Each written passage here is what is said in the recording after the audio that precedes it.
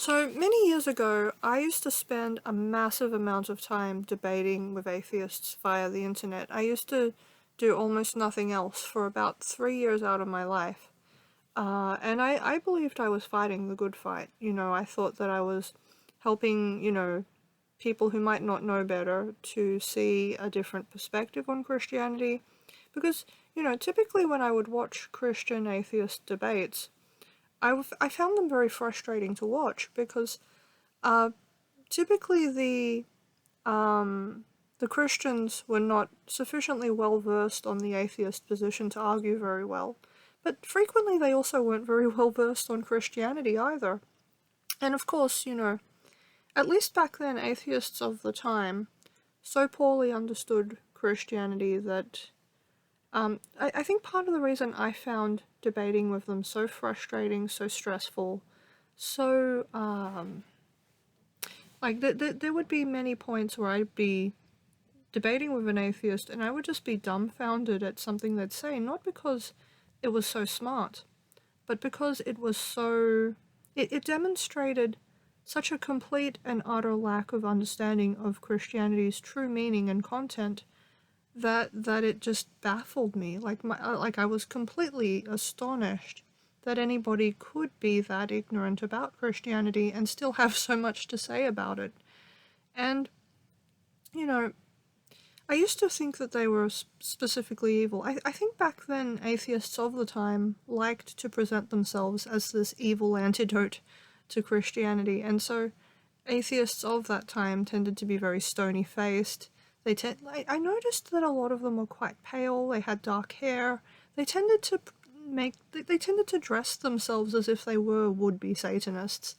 And I think it was in this effort to feel like there was a distinction between them and the Christian culture that surrounded them. I think that was their intent. But like I've noticed more recently in history, and I say history because this point in time will one day be history. I've noticed that there is an increasing number of atheists that don't look like that anymore, where they look more healthy, they look more positive, they look less sneering and snarling when they talk about Christianity. They're able I think because there is, I think, a greater sense of free expression now, people don't feel as much of a need to be aggressive in order to exonerate their position. And I think also, though, Christians have become better at debating as well, in that I think everyone has sort of started to realize an essential truth about debating, which is that if the other person believes you are hostile, they won't have any interest in hearing what you have to say.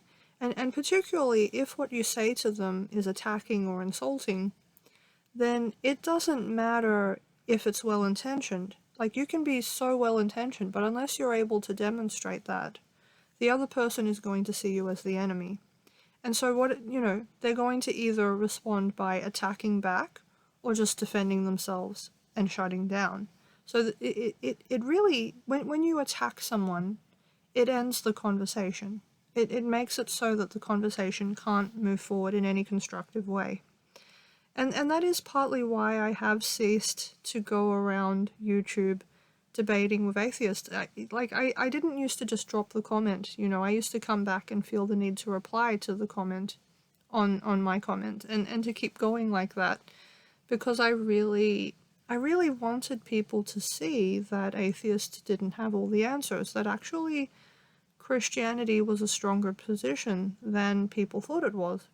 And it's just that atheists, particularly of that time, were very aggressive and sort of clever in how they would argue. For example, they took one of the greatest weaknesses of their position, which is that it can't be disproven. Like, it can't be proven or disproven. You can't prove atheism. And they turned it around and said, well, you can't prove a negative. And they say that so confidently and stridently that you sort of feel this need to adopt it as part of logical debate. But the truth is that you can prove a negative. And the reason, or you can disprove a negative as well. And the reason I can say that so confidently is because, were that not true, every single person taken to court would be convicted guilty. that no one would ever come out innocent, because if it's true that you can't prove a negative, then how would you ever prove anyone innocent of a crime? You wouldn't be able to. So, Richard Dawkins was very fond of using this teapot floating around the moon, I think, argument. It's been so long since I've paid attention to that stuff, I don't really remember all of the weird little things he would say. But, the argument can go the other way as well, to say that, well, if you can just make a statement that something isn't true, and then everyone just has to believe you because you can't prove a negative, well, essentially what you're saying is that all anyone has to do or say to disprove anything is to assert that it's not true and then insist upon it, which, in a court of law that wouldn't hold up, and in most conversations that wouldn't hold up, and in scientific exploration it wouldn't hold up. In fact, I think if somebody says to you, you can't prove a negative, you should right away question that person's credibility as far as actually understanding science is concerned. Because if you are believing that you can prove or disprove anything through science, then you have to believe that you can absolutely prove a negative. You can actually prove a theory false. And this, again, is something that has happened many times throughout history, where a theory has been put forward and somebody has successfully proven it false. Not just true, but false. So this statement that atheists make where, oh, we don't have to prove that our position is false, the reason they're saying that, the reason they're shifting the goalposts is precisely because they can't. They can't prove their position. There is no way that they can actually do that. And, and when I say that, I realize that isn't in of itself a good enough reason for an atheist to convert to Christianity. Of course it's not. But what it does mean is that Christians needn't be quite so intimidated by atheists as I think at least atheists of that time wanted them to be. I think a lot of what atheists were doing was very much to play on the natural, the kindness and mildness that a lot of Christians had, and also even if they started to get mean and angry and to try to stand up for themselves, they'd say that the atheists would sort of suddenly go, "How dare you say that to me? That's so hurtful," and sort of clutch the pearls, and it was a lot of dirty fighting. It was a lot of low blows, and real debate wasn't happening. It was purely a case of people trying to be mean to each other in public and be thanked for it. And, so of course I don't want to participate in that. I don't really want to go and watch that anymore. It seems purposeless, because I've never seen a debate where suddenly the atheists stood up and went, "Oh my gosh, I should have been a Christian all along." And vice versa. I've never seen a Christian sort of break down in tears and say, "Oh my gosh, you're right, there is no God." It never happens because, as I've said, debate is not an effective way of changing a person's mind. The irony is, though, that YouTube videos are. And the reason they are is because, unfortunately, human beings are not as objective and, I'm trying to find the right word for it. There is this problem with the human brain where if you expose it to the same message for long enough, whether that message is true or false, whether or not the person's been offered good reasons for believing that message, if they're exposed to it for long enough, they will start to think on some level that it's true, or they will start to feel that it's true, even if it's not.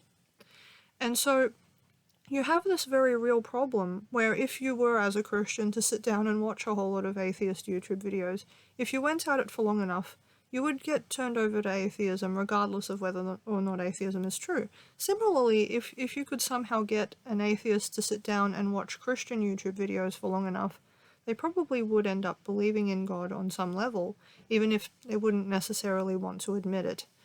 And, the fact that YouTube is freely available night and day, the fact that you can post a video once, and people could view it an infinite number of times, means that providing people are willing to watch your content, they're going to increasingly believe it. Now, the real problem that Christians have, as far as this is concerned, is that typically their style of thinking, their way of believing about the world nowadays is considered to be less relevant than the atheist mode of thought. So the odds that the average person in the public would watch an atheist YouTube video is actually much better than the odds that they would watch a Christian one. And in fact, you might say, well, but typically a YouTube viewer wouldn't typically look for an atheist YouTube video or a Christian YouTube video unless they already fall into one of those camps, and that is true. But what a lot of YouTubers have started to do, whether they're, it is to create content that is neutral, by and large, but they'll sneak some atheist points of view in there. For example, I used to be an avid viewer of Epic Mealtime until one day, I think it was Harley, just randomly said that there is no God in one of his videos. And as I said, back at the time I was very into debating on YouTube. So I, very quickly decided I was not going to watch Epic Mealtime ever again. Just because I didn't want to be exposed to that style of thinking. And, side note, it kind of makes sense that they would be atheistic, because theirs is a YouTube channel dedicated to decadence and gluttony. Like, a Christian wouldn't make such a YouTube channel. A Christian would probably stop and go, hang on, this is probably not right. Like, this doesn't, isn't going to glorify God. This is kind of, watching people stuff their face might actually do the opposite. It might convert them to atheism, because it's just such a, it's an unpleasant image to a lot of people. I mean, some people, like, I used to deliberately watch Epic Mealtime, actually, as a way of dealing with a kind of eating disorder I had at the time, which, you can tell I've been well cured of, and maybe a little too well, but, and another reason for me to not watch Epic Mealtime anymore. But yeah, the point I'm saying in all of this, the point that where I'm trying to go is that Christians have this problem where when they think about making a YouTube video that expresses their faith in any way and makes it, more understandable and palatable, is that we as Christians don't make YouTube videos that are accessible by the general public, and yet where we can just randomly slip in the idea of there being a God, the way that Harley did for atheism. So, when we make a YouTube video as a Christian, we tend to pour Christianity all over it, so that, the only way anyone would seek it out is if they're a Christian in the first place. And typically the people making Christian YouTube videos aren't, young people who understand the current zeitgeist and are willing to speak to the times. They're usually old, crotchety people who are angry that the world isn't the way it used to be. And, I'm not trying to denigrate the efforts of these people.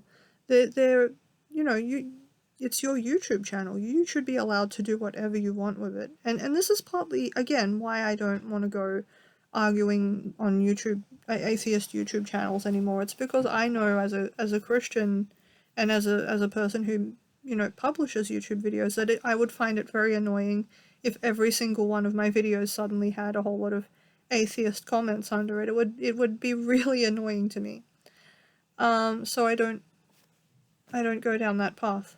But yeah, I mean, it doesn't just extend to religious debate either. This fact that if people see you as being hostile, they won't care about what what you're saying matters less to them than the fact that they already think you're hostile. So even if you say something really nice, they will attribute it with negative intentions. So all the time, really, when you're dealing with people you don't agree with, you are actually having to prove that you have goodwill, which can be really, really hard to do if you strongly suspect that these people are hostile in the first place. But this is exactly why I think it's either 1 Peter chapter 2 or 1 Peter chapter 3 really strongly emphasizes trying to live good trying to live out the best kind of life that you can in the name of God. Because, what makes Christianity good isn't just you get saved when you die. Like, what makes Christianity great is the kind of life you can have as a Christian today, where you make your life not about yourself, but about helping others and making the world better and, loving God, loving your neighbor, loving your family. Those are great values. Those are great things to have, and the world misses them. The world needs them right now more than ever. But I think Christians have become so focused on the problem of, oh my gosh, there's atheists everywhere now, that they've lost, and it isn't even true, by the way. Atheists still aren't in the majority. They want to act like they're in the majority, but they're not. Um, it's just that a lot of them appear in the media, and a lot of them create media that is very popular. And again, that is part of the problem. If you want to look for a piece of media where Christianity is represented at all, you pretty much have to go to a Pure Flix movie. And even Pure Flix movies, I think rather frustratingly, don't well articulate what Christianity is really about. When I have watched Pure Flix films, it feels very much like they're trying to tell Christians what they want to hear rather than what is actually true. They're not trying to help Christians and atheists better to understand each other.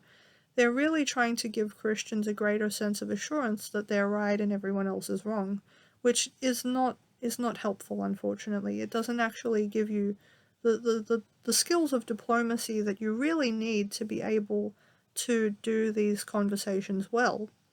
And I say conversations instead of debates because even the term itself, debate, implies that you are adversarial, that you are arguing with each other. And it needn't be that way. I think that, it's very easy to live out the Christian values, live out what Christianity means to you, and then gently explain it when you're asked. It's very easy to do that in comparison to loading up with the negativity of having to engage with atheist arguments, when in truth, not all atheists, but a lot of atheists are that way simply from a place of hurt. A lot of people who are strongly atheistic are hurt people who actually are the way all of the arguments they're presenting are just there to try to justify the way that they already feel. So it's actually better to speak to the concept of emotion, much more so than you might think. And the thing is, even if you don't succeed in changing the mind of the person you're talking to, the fact that you've kept calm, the fact that you've tried to be nice, will stand out, I think, to the people listening. Because, you know, I think people who really understand how, what is good and what is right, don't want to just watch two people humiliating each other in public. They would prefer to see someone being kind and demonstrating good values.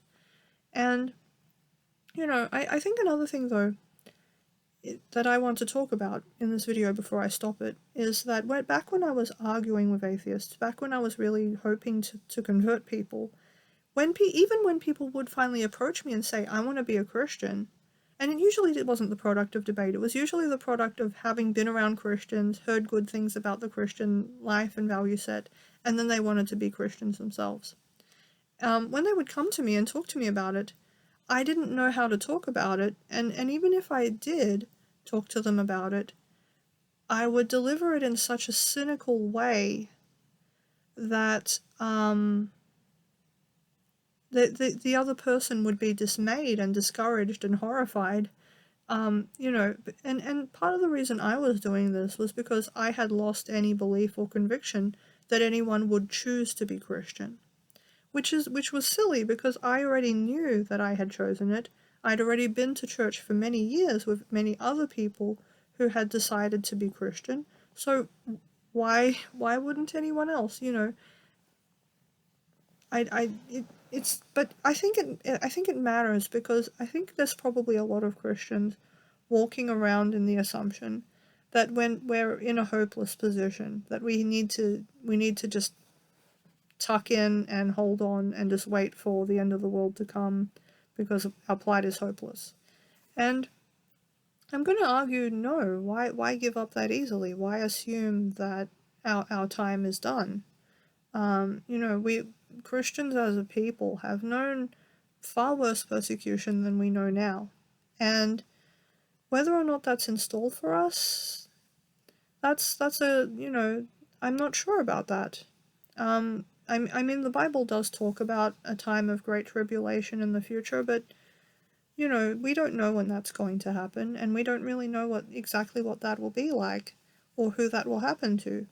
But what we can do now is we can hang on to what we believe in and actually look at passages like, well, I'll just say read First Peter in general. It's a relatively, I think it's a book that's only like 4 or 5 chapters long, if I remember correctly. So it's not a hard book to read, and it does give you a lot of helpful information about not only, restoring your faith, remembering why you're doing it, but also, in my opinion, much better ways of talking about Christianity and sharing it with others, much more constructive ways. So that's my recommendation. I'm going to sign off, but yeah, thanks for watching.